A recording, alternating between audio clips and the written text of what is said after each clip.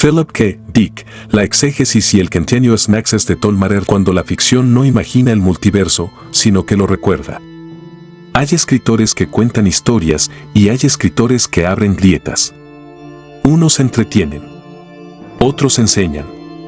Y unos pocos, muy pocos, dejan en la conciencia del lector una astilla que ya no puede arrancarse jamás. Philip K. Dick pertenece a esa casta extraña y peligrosa. No escribía como quien levanta una arquitectura limpia y ordenada, sino como quien excava con las uñas en el muro de una prisión, convencido de que al otro lado no hay libertad, sino una verdad demasiado vasta para ser contemplada sin pagar precio. Yo no he leído a Dick como se lee a un autor de ciencia ficción. Nunca pude. Sería una traición reducirlo a ese estante cómodo, a esa clasificación de librería que sirve para ordenar volúmenes, pero no para comprender almas. A Dick se le lee como se escucha a un hereje febril al que, en mitad de la noche, le ha sido permitido contemplar una rendija del mecanismo oculto del mundo. Se le lee con fascinación, con respeto y con una desconfianza sana, porque en sus páginas siempre hay algo que no encaja, y precisamente por eso uno sospecha que quizás sea verdad. Philip K. Dick nació en 1928 y murió en 1982. A lo largo de su carrera escribió decenas de novelas y relatos en los que una obsesión fue creciendo como una sombra que, al principio, parecía psicológica y al final adoptó forma teológica. La realidad no es fiable. El mundo visible no es más que un escenario adulterado. La identidad humana es frágil. El tiempo puede ser una trampa, y lo divino, si existe, no se presenta de forma serena ni consoladora, sino como una irrupción violenta, perturbadora y ambigua. Esa preocupación atraviesa su obra desde etapas tempranas y se vuelve central en novelas como El hombre en el castillo, Los tres estigmas de Palmer Eldritch, Ubik, Sueñan los androides con ovejas eléctricas, Fluyan mis lágrimas, dijo el policía, una mirada a la oscuridad y, de manera mucho más descarnada, en El ciclo de Valis y en la monumental exégesis nacida de sus experiencias de 1974. Britannica resume con acierto que su gran preocupación constante fue una realidad en desacuerdo con lo que aparenta ser, y la web oficial dedicada a su figura subraya que la experiencia 2 de marzo de 74 cambió decisivamente su carrera y su equilibrio emocional. No me interesa Dick como un simple precursor de películas famosas, aunque convenga recordarlo, porque el mundo moderno lo conoce a menudo por reflejo, nunca de frente. ¿Sueñan los androides con ovejas eléctricas? Inspiró Blade Runner, del mismo modo que otros textos suyos alimentaron adaptaciones posteriores como Minority Report, Total Recall o Scanner Darkly. Pero el Dick que a mí me importa no es el de Hollywood, sino el del desgarro metafísico. El escritor al que, detrás de los androides, las drogas, los dobles, las policías imposibles, los imperios alternativos y los simulacros, se le transparenta siempre la misma intuición terrible. No vivimos en el mundo verdadero. Vivimos en una superposición de máscaras, en un teatro de superficies, y a veces algo o alguien, una voz, una señal, una grieta, una anamnesis, un dolor, un símbolo, rasga el decorado y deja ver por un instante la maquinaria que lo sostiene. Esa es, también, una de las raíces secretas del Continuous Nexus de Tolmarer. No digo esto para apropiarme de Dick. No necesito hacerlo.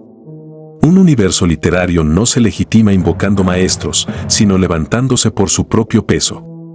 Pero sí digo, con plena conciencia y sin falsa modestia, que al leer la exégesis sentí algo semejante a una confirmación. No una influencia menor, no una coincidencia decorativa, sino el reconocimiento de una intuición gemela.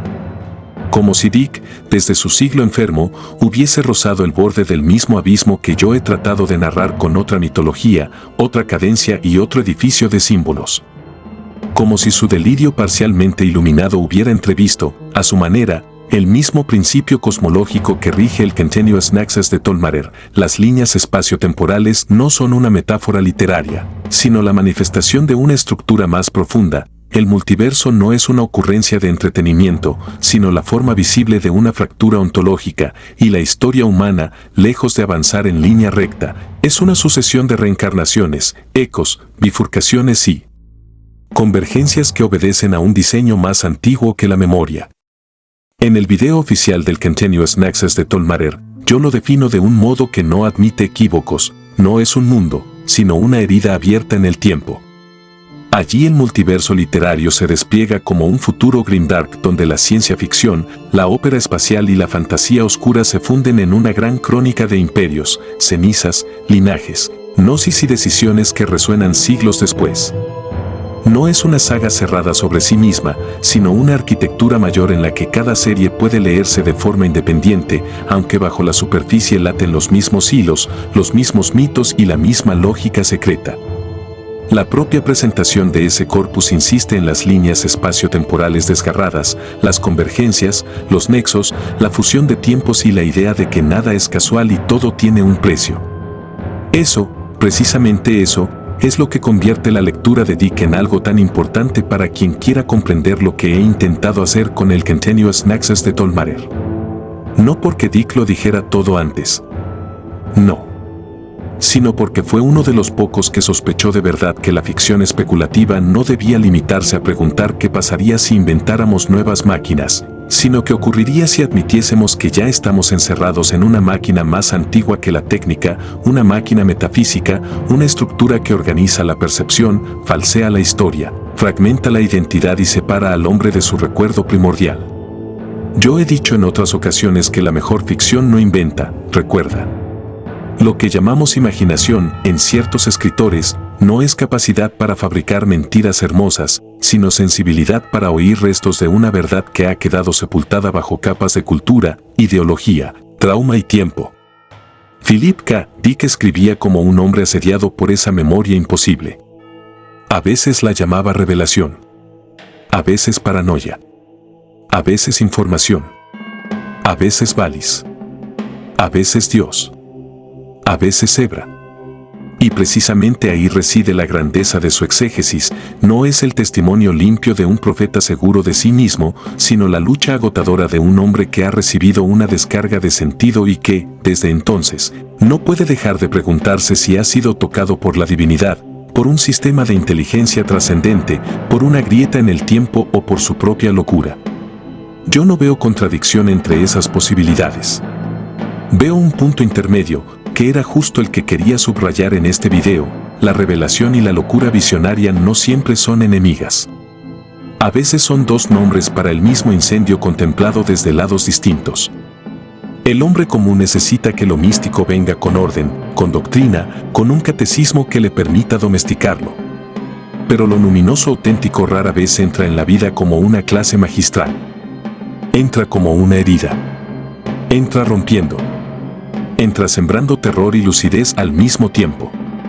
Entra mezclando imágenes, intuiciones, símbolos, recuerdos imposibles y certidumbres que no pueden demostrarse. Entra, en fin, como entró en Philip K. Dick en 2 de marzo de 74. La biografía oficial del autor alude a esa experiencia como una serie de contactos con una fuerza más allá de la Tierra, primero llamada Zebra y después Valis, experiencia que dejó a Dick especulando hasta su muerte. El volumen publicado de la exégesis, aparecido en 2011, recoge de manera póstuma una selección de los materiales que nacieron de aquel largo combate intelectual y espiritual, un conjunto enorme de notas, cartas, hipótesis, símbolos, afirmaciones y rectificaciones con los que Dick trató de comprender qué le había sucedido realmente. A mí me interesa, sobre todo, que Dick no resolvió el enigma. Eso lo honra. Un visionario barato convierte su intuición en dogma y la vende como una fórmula. Dick no. Dick da vueltas, duda, vuelve atrás, se contradice, se exalta, se corrige, se hunde, resurge. Escribe como un hombre que sabe que ha rozado algo inmenso y que, sin embargo, no dispone de un lenguaje suficiente para encerrarlo. Esa insuficiencia es profundamente humana. Y por eso la exégesis vale más que muchos tratados solemnes de filosofía o de religión. No ofrece un sistema acabado, ofrece el temblor del hombre ante el sistema. Hay algo de los antiguos gnósticos en todo esto, y no en un sentido superficial.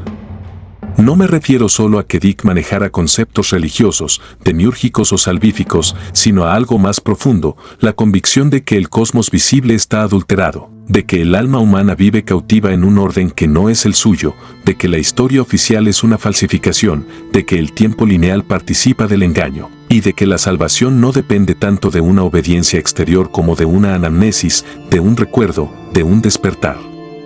No es casualidad que su literatura esté llena de personas que descubren, demasiado tarde o a medias, que el entorno en que vivían era falso. Un mundo alternativo. Una identidad implantada. Una cronología adulterada. Una autoridad espuria. Una capa de alucinación consensuada. A eso vuelve una y otra vez. El hombre en el castillo no es solo una novela de historia alternativa. Es una máquina de sospecha. En ella, la realidad misma aparece resquebrajada por textos internos, por niveles de interpretación, por la posibilidad de que la historia dominante no sea más que una capa entre otras. No importa únicamente el célebre juego de qué habría pasado si, importa, sobre todo, que el lector termina sintiendo que la propia consistencia del mundo histórico está en litigio. No hay suelo firme. No hay relato imperial estable. La historia, como la identidad, puede ser una ocupación. Los tres estigmas de Palmer Aldrich van más lejos. Allí la droga, la colonización, el consumo y la irrupción de una figura casi demoníaca o supradivina levantan un escenario donde la percepción es secuestrada y la conciencia se vuelve campo de batalla. La pregunta ya no es solamente qué es real, sino quién posee el derecho a fabricar realidad para otros. El asunto, dicho en términos gnósticos, es brutal. ¿Vivimos en un cosmos creado por un principio legítimo o en un recinto manufacturado por una inteligencia torcida? ¿Qué parte de nuestra experiencia es nuestra y qué parte ha sido implantada? Ubik me sigue pareciendo una de las grandes novelas metafísicas del siglo XX disfrazadas de ciencia ficción. Allí Dick llevó a un grado casi litúrgico su obsesión por las capas de realidad, los universos encajados unos en otros y la erosión del tiempo. Se ha dicho de ella que trata de múltiples realidades, una dentro de otra, y esa formulación, aun siendo simplificadora, no es falsa. En sus páginas la muerte, la persistencia, la regresión temporal y la estabilidad del mundo visible quedan sometidas a una lógica en la que nada es definitivo salvo la incertidumbre. Sueñan los androides con ovejas eléctricas, la novela que inspiró Blade Runner suele recordarse por la cuestión de los androides y la humanidad. Pero quien la lea de verdad descubrirá también otra ansiedad más honda, la de una humanidad que ya no puede garantizar que su compasión, su memoria y su alma no sean simples protocolos averiados. La novela interroga qué constituye al ser humano, sí, pero lo hace en un mundo arrasado, artificializado, espiritualmente exhausto, donde hasta la empatía parece administrada por prótesis culturales y por credos ambiguos. Britannica recuerda, con razón, que Dick convirtió en núcleo de esa novela el problema de la autenticidad en un futuro poblado de criaturas artificiales. A Scanner Darkly, por su parte, es otra de esas obras que mucha gente lee únicamente como un relato sobre drogas, vigilancia y disolución de la identidad. Y lo es. Pero también es más. Es el descenso del yo a su propia fragmentación, la contemplación de una conciencia escindida, vigilada, duplicada, administrada por sistemas que la convierten en objeto incluso ante sí misma. La modernidad no ha producido solo nuevas tecnologías de control, ha producido nuevas formas de amnesia. Dick lo vio con una claridad terrible. Y luego llega Valis. Llega no ya como una novela, sino como el punto en que la ficción admite que ya no basta con disfrazarse. Llega como si el autor, agotado de hablar por símbolos, decidiera acercarse un paso más al fuego. Valis significa Vast Active Living Intelligence System, un nombre que Dick usó para aludir a esa fuerza o inteligencia trascendente que creyó percibir tras su experiencia de 1974. La propia web dedicada a su obra lo define así, una fuerza omnipresente que anima el universo. No es una definición pacífica, ni mucho menos. Pero resulta reveladora porque muestra hasta qué punto Dick intentó pensar lo divino no como una figura antropomórfica ni como una abstracción fría, sino como un sistema vivo, activo, inteligente y vasto, algo a medio camino entre la teología, la metafísica, la información y el delirio visionario. Cuando yo hablo del Continuous Nexus de Tolmarer, no hablo de una simple colección de sagas conectadas. Hablo de una arquitectura mayor donde las series son puertas de acceso a una única crónica multiversal. Hablo de líneas espaciotemporales desgarradas, de genealogías que resuenan a través de milenios, de imperios y caídas que son al mismo tiempo hechos narrativos y símbolos ontológicos, de un universo prisión donde materia y espíritu mantienen una guerra antigua. La propia presentación del Continuous Nexus de Tolmarer lo dice de forma directa: todo forma parte de una arquitectura mayor, hay convergencias, fusión de líneas espaciotemporales, profecías, nexos y un uroboros cósmico en el que la guerra no es solo política, sino metafísica. Eso me permite afirmar, sin vacilación, que Philip K. Dick intuyó el mismo principio cosmológico. No el mismo decorado. No la misma mitología. No los mismos nombres. Pero sí el mismo principio. Dick sospechó que la realidad no es un bloque único, sino una organización de estratos. Sospechó que el tiempo no es una línea inocente, sino un dispositivo manipulable. Sospechó que la historia visible oculta otra historia. Sospechó que la identidad humana puede ser apenas una máscara colocada sobre una memoria más profunda. Sospechó que hay irrupciones de información capaces de atravesar los niveles de la prisión y de recordar al cautivo quién era antes del encierro. Sospechó, en fin, que el universo es menos un escenario físico que una contienda entre ocultación y revelación. Eso, en términos del Continuous Nexus de Tolmarer, es fundamental. Porque el Continuous Nexus de Tolmarer no nace solo de un gusto por la ciencia ficción grimdark, por la ópera espacial o por la fantasía oscura. Nace de una convicción mucho más severa, que los mundos, los siglos, las sagas, los imperios y los linajes son expresiones parciales de un drama único. Nace de la idea de que las distintas edades del hombre no son compartimentos estancos, sino reverberaciones de una misma herida. Nace del presentimiento de que la conciencia puede transitar, recordar, resonar o fracturarse a través de líneas espaciotemporales que no se dejan reducir al esquema habitual del pasado, presente y futuro. Nace, también, de la certeza amarga de que el mal no es solo moral ni político, sino ontológico, está inscrito en la propia textura de un cosmos caído. Aquí es donde el gnosticismo deja de ser adorno intelectual para convertirse en llave. He visto demasiada gente usar la palabra gnóstico como quien coloca una vela negra en una fotografía para darle aire misterioso. No es mi caso. Cuando hablo en clave gnóstica, hablo de la estructura de la realidad. Hablo del velo. Hablo de la prisión. Hablo del alma encadenada. Hablo del falso orden. Hablo del demiurgo, aunque a veces no lo nombre. Hablo de la necesidad de recordar el origen perdido y romper el hechizo de lo aparente. Hablo del espíritu que, sumergido en la materia y en la historia, ha olvidado su procedencia y confunde la cárcel con el hogar. Philip K. Dick sabía esto, aunque no lo formulara siempre del mismo modo. A veces lo planteaba mediante emperadores alternativos, policías imposibles, satélites de información, drogas sacramentales o entidades ambiguas. Yo lo planteo mediante linajes, nexos, imperios, inquisidores, profecías, arcontes, semillas sagradas, guerras milenarias y mundos que son a la vez lugar y símbolo. Pero el núcleo, en uno y otro caso, es semejante. La realidad visible es una construcción rota y la verdad no se obtiene acumulando datos, sino despertando. Por eso la exégesis me parece tan importante. Porque allí Dick deja de esconderse del todo detrás de la ficción y se muestra como lo que tal vez siempre fue, un hombre visitado por intuiciones para las que nuestra cultura no tiene ya liturgia ni lenguaje común. En otros tiempos, quizá habría sido un místico heterodoxo, un gnóstico tardío, un monje condenado por el sínodo, un iluminado perseguido, un hereje de desierto. En el siglo XX fue un escritor de ciencia ficción medicado, endeudado, inestable, brillante, a ratos quebrado. Pero la forma histórica del mensajero no anula la naturaleza del mensaje. No sostengo, sería absurdo, que todo lo que escribió en la exégesis deba aceptarse como verdad literal. Ni siquiera él procedía así. Lo valioso no está en convertir cada intuición suya en un catecismo, sino en advertir la dirección de su búsqueda. Dick estaba convencido de que algo en la experiencia humana no cuadraba. Algo radical. Algo estructural. Y esa convicción es, para mí, mucho más fecunda que la fría suficiencia de tantos racionalistas que creen haber comprendido el mundo porque saben describir algunas de sus piezas. Hay un tipo de inteligencia moderna que sabe medirlo todo y entender muy poco. Puede explicar procesos, pero no el sentido. Puede registrar conductas, pero no el drama.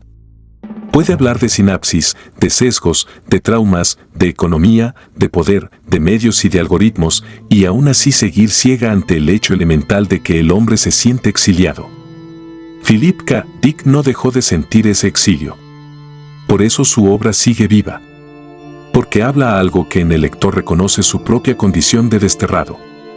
Yo, cuando escribo el Continuous Nexus de Tolmarer, no escribo solo para contar guerras futuras, ni conspiraciones cósmicas, ni linajes oscuros, ni imperios al borde de la ruina. Escribo para rozar esa misma fibra. Para que el lector sienta que detrás de la aventura, detrás del hierro, la sangre, la teología, los símbolos y el abismo estelar, hay algo que lo interpela a él personalmente. No como consumidor de fantasía, sino como ser humano atrapado en una época que ha confundido información con conocimiento y comodidad con verdad. Dick supo ver la falsificación del mundo moderno con décadas de antelación. Sus multiversos, de los que incluso se dijo en su obituario que eran su verdadera tarea como escritor, no eran juegos banales de posibilidades paralelas.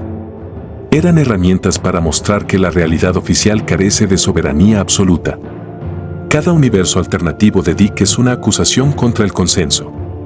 Cada distorsión temporal es un golpe contra la fe ciega en la cronología dominante. Cada desdoblamiento de identidad es una herida en la noción cómoda del yo. La propia web dedicada a su figura cita esa idea de manera memorable. La tarea del escritor de ciencia ficción es crear multiversos, no un único universo. En el Continuous Nexus de Tolmarer, esa intuición alcanza una formulación todavía más orgánica. No hay simples universos paralelos de escaparate. Hay líneas espaciotemporales que se desgarran, convergen, se pudren, se injertan y resuenan unas con otras. Hay mundos como Acheron, Exedes, Eternum, mundos ceniza o Nod que no son meros decorados, sino estaciones de una gran máquina espiritual e histórica. Hay guerras que parecen políticas, pero son ecos de rupturas mucho más hondas. Hay profecías que operan como memoria desplazada. Hay personajes que no están solo en la historia, sino que son atravesados por corrientes de sentido procedentes de otras edades, otros linajes y otras derrotas. Si uno lee con atención la presentación de las series del Continuous Nexus de Tolmarer, verá que no se trata de una suma arbitraria de novelas. Crónicas de Acheron se presenta como un cruce donde todo empieza y donde todo paga su precio. Mesías Rojo habla explícitamente de la Gehenna como explosión que desgarró líneas espaciotemporales. Leyendas del Sol Negro insiste en que el tiempo no es línea, sino círculo. La Pureza anuncia convergencias de tramas venidas de otras series. Caos y Oscuridad anuncia la ruptura de la realidad misma. La Senda de las Estrellas presenta incontables líneas espaciotemporales ya fundidas. Y la Guerra de los Mil Tronos culmina en la imagen del Uroboros cósmico, prisión eterna de materia y espíritu. No es un adorno. Es la columna vertebral del sistema.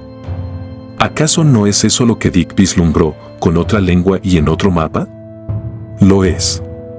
Lo que él llamaba a veces balis, cebra o información irrumpiendo en la falsa continuidad del mundo, yo lo traduzco en mi arquitectura narrativa como nexo, resonancia, continuidad rota, convergencia de linajes, memoria que cruza eras y una guerra metafísica que se filtra a través de la carne, de la historia y del poder. Dick trabajó con la sospecha. Yo, con una crónica. Pero las dos brotan de una misma fuente oscura. Y aquí conviene detenerse en algo decisivo, no hablo del multiverso como un parque temático de posibilidades. Detesto ese uso trivial, pueril, mercantilizado, que hoy se hace del término.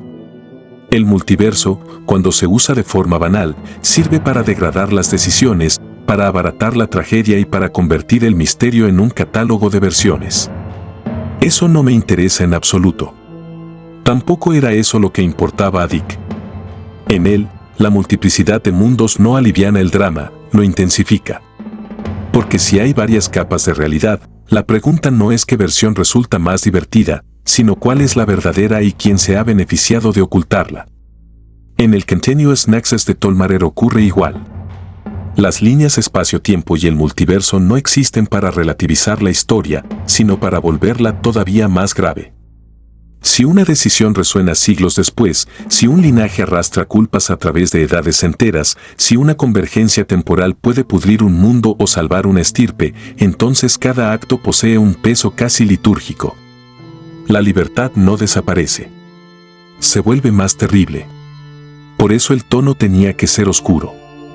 No por estética superficial, sino por fidelidad a la materia tratada. La verdad, cuando se asoma al hombre caído, rara vez lo hace en forma de consuelo inmediato. Primero lo desgarra. Primero le muestra el tamaño de la mentira en que ha vivido. Primero le revela que sus seguridades, sus instituciones, sus relatos oficiales y hasta su identidad cotidiana pueden estar edificados sobre una base falsa. Solo después, quizá, llega la posibilidad de redención. Pero no antes. Dick vivió en ese umbral. Sus personajes también. Y el Continuous Nexus de Tolmarer nace para hacer pasar al lector por un umbral semejante. No quiero un lector pasivo. No me interesa. No escribo para quien solo busca entretenimiento anestésico. Escribo para quien sospecha. Para quien ha sentido alguna vez que este mundo chirría.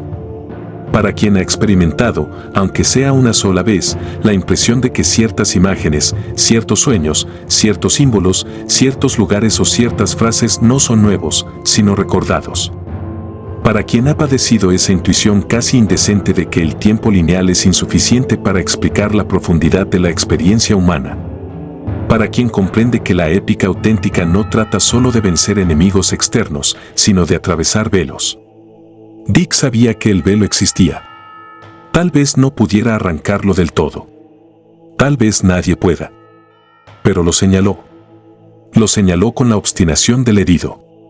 Y eso bastó para que generaciones enteras de lectores reconocieran, detrás de sus tramas paranoicas, una verdad que el lenguaje ordinario no alcanza.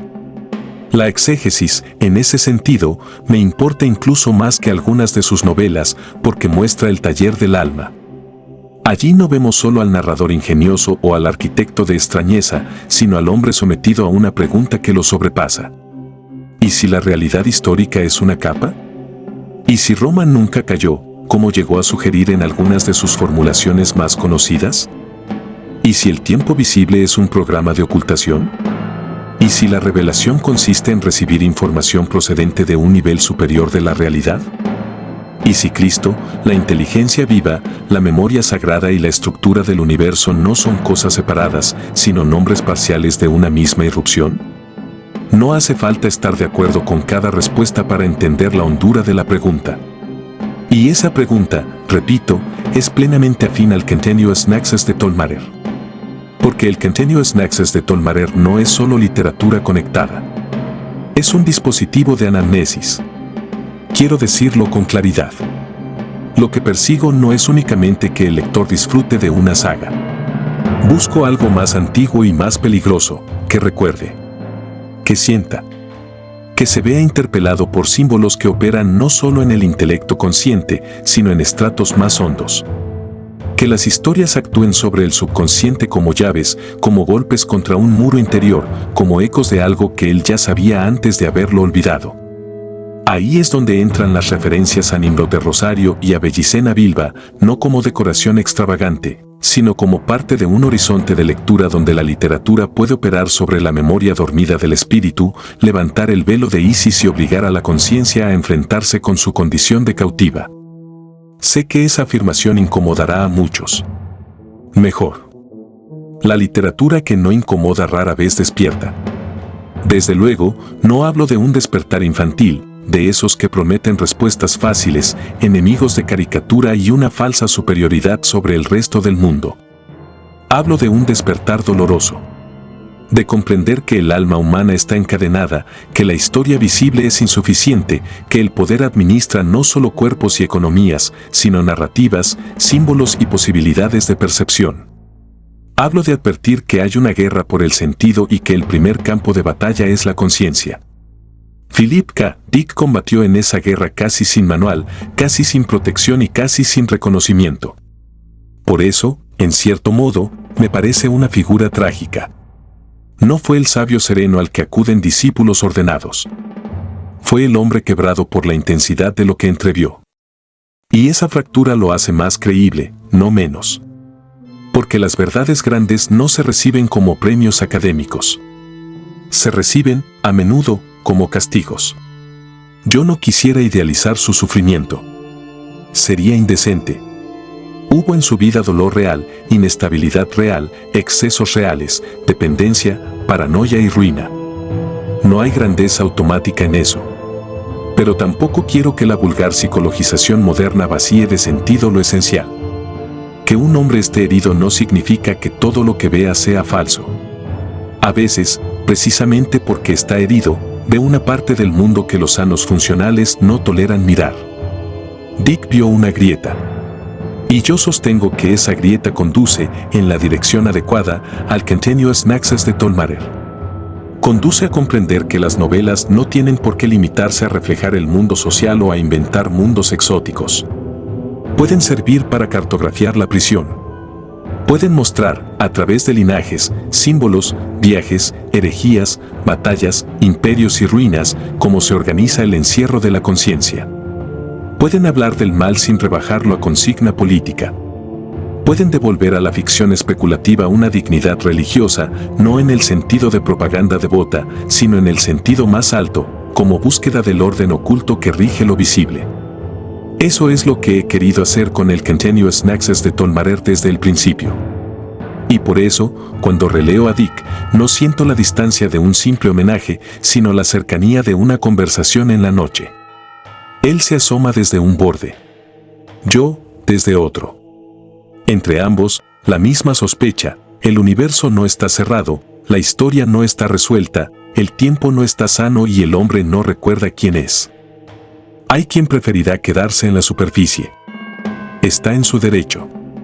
Leerá en Dick solo un maestro de la paranoia tecnológica y en el Continuous Nexus de Tollmarer solo una gran saga grimdark de ciencia ficción y fantasía oscura. No le faltará del todo razón, pero se quedará con lo exterior, con el hierro de la cerradura y no con la puerta abierta. Lo esencial sucede más abajo. Sucede cuando uno entiende que el multiverso no es evasión, sino acusación. Sucede cuando uno comprende que las líneas espacio-tiempo no son un artificio para multiplicar escenarios, sino el rastro visible de una herida en la realidad. Sucede cuando advierte que el poder sobre la historia y el poder sobre la percepción son, en el fondo, el mismo poder. Sucede cuando descubre que la literatura puede ser una forma de gnosis.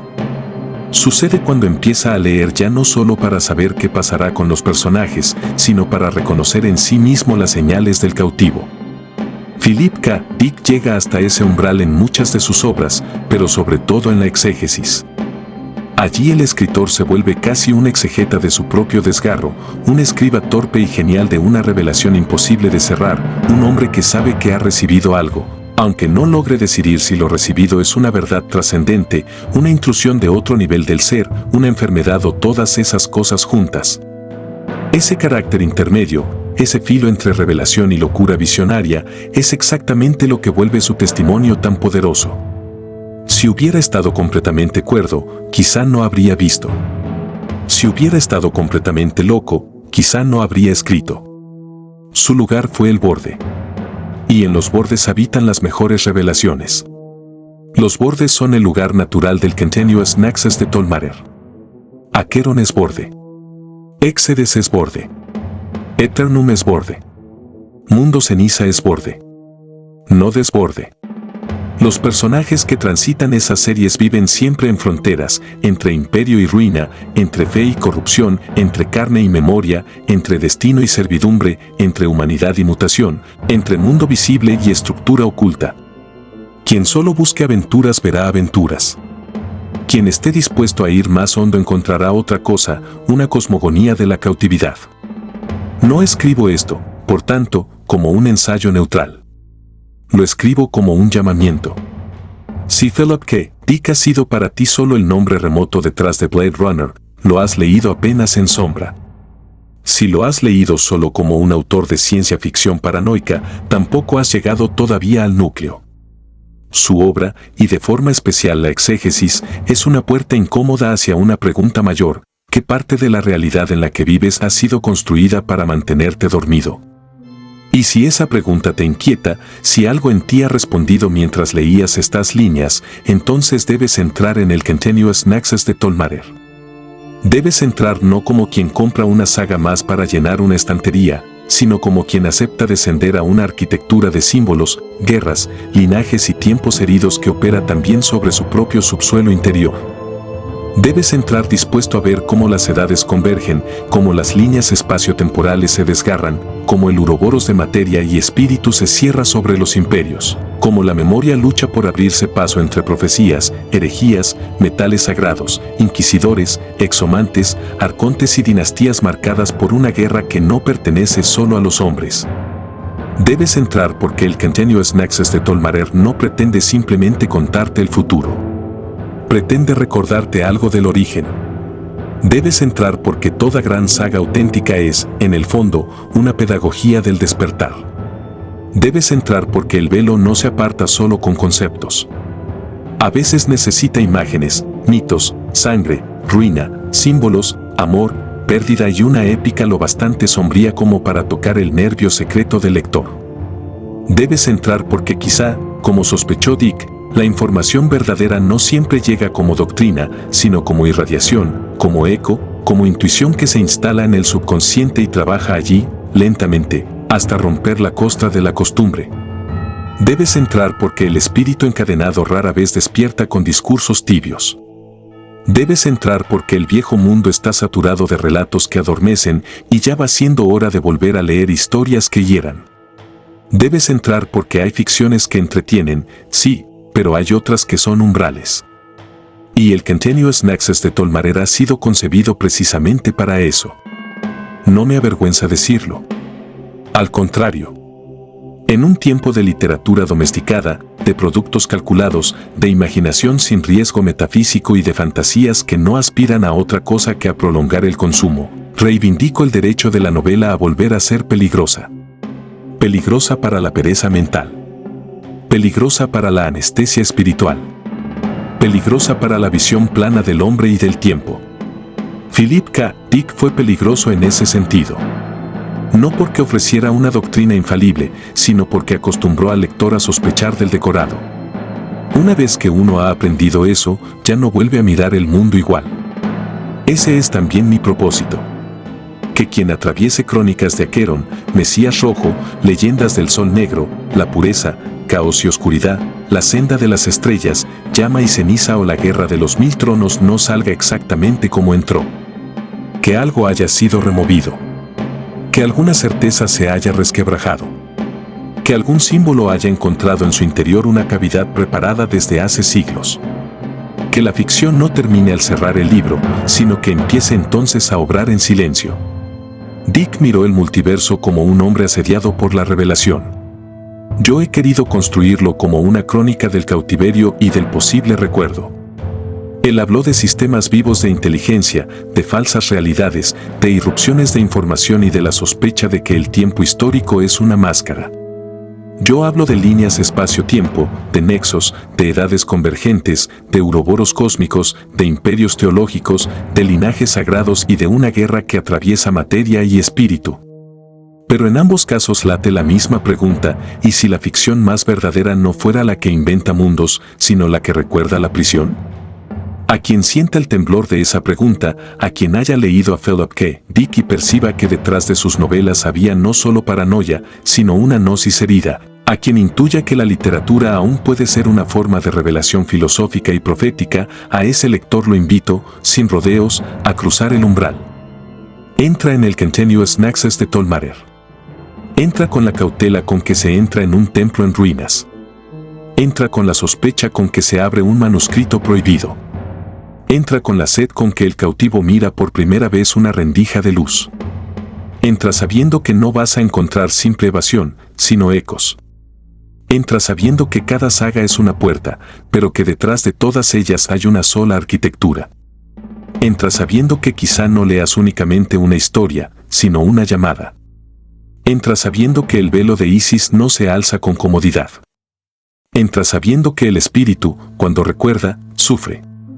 Entra. porque hay libros que se limitan a acompañarte. Y hay otros que han venido a despertarte.